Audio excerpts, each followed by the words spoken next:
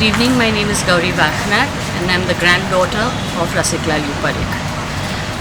This was a dream for me to bring my grandfather's story to the public so that more and more people get to know the wonderful man he was and the kind of politician he was. And that was the purpose of this exhibition. It's 2 days here at AMA and everybody is welcome to come and see it from 11 in the morning till 8.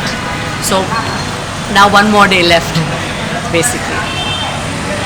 And ma'am, especially the young generation who are pursuing political science or who want to become IAS officers in future, what those young students can pursue from leaders of those time, and especially Mr. Rasiklal? I think the dedication, the selflessness and the ethics, what is right, and it doesn't matter who you are. If you've done something wrong, you have to pay for it.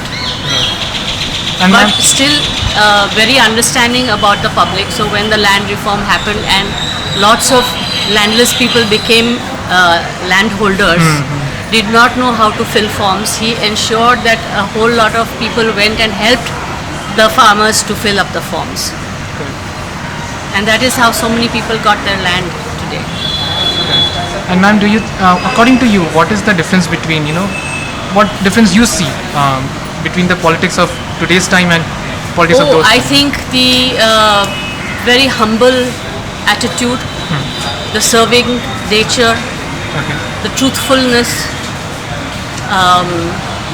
and of course putting people first. Right. I think that is very, very important. When the dam at Modi broke, which was a rumor, he went out, checked for himself, and then reported to the public that they do not need to panic because there is nothing happened with the dam and they can live peacefully. So he was that kind of a man. He went after Bhupat, the dacoit, himself to ensure, not just Bhupat, all these Baharwatiyas or the dacoits that popped up post-independence. And he ensured that there was safety from these people for the general public and they could live safely. Another thing, we were both voracious readers. So both of us read books and eventually we used to sit and discuss the books that we had read. And I remember that all my neighbors used to wonder what it was that I used to keep talking to my father-in-law so much about. I think in our society, daughter-in-laws don't talk to their father-in-laws. And there was a parda system or whatever, but in those days.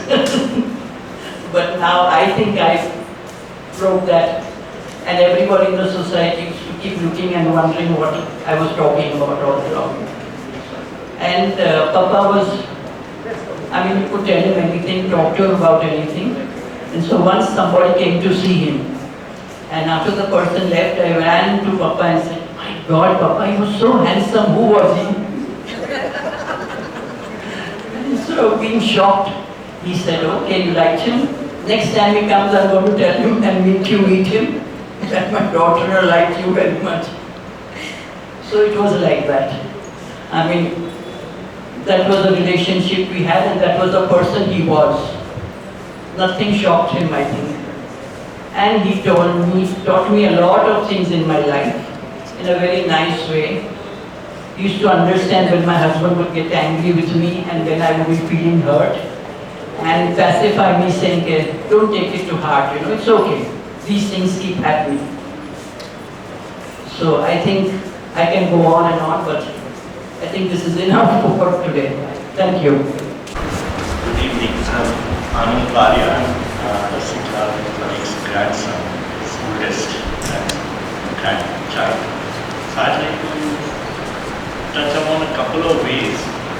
Somebody like Rasiklal, and the times that he lived in have affected me personally and perhaps a lot of the subsequent generations of our family. So one of the nice things about being here is that somehow we are transported to a moment in time of state formation when the country was just coming together through very traumatic times, partition and potential fragmentation. And when I read my grandfather's writings, it is so clear to me that those times were very precarious and the circumstances were we were very vulnerable as a country to fragmentation. And it's difficult to believe right now, to conceive of a possibility that this country could have been actually some kind of a loose federation of lots of fragmentary entities. And it was our good fortune to have very good sort of founding fathers, if I may use that term, because we had a lot of women in the freedom struggle. We were very blessed with this very capable set of founding fathers. And my grandfather was a young man among these founding fathers. So just to kind of set a context, Gandhi was born in 1869. I think Patel was born in 1875, and Nehru was born in 1865, 1875, 1889. These were the founding fathers' birth years.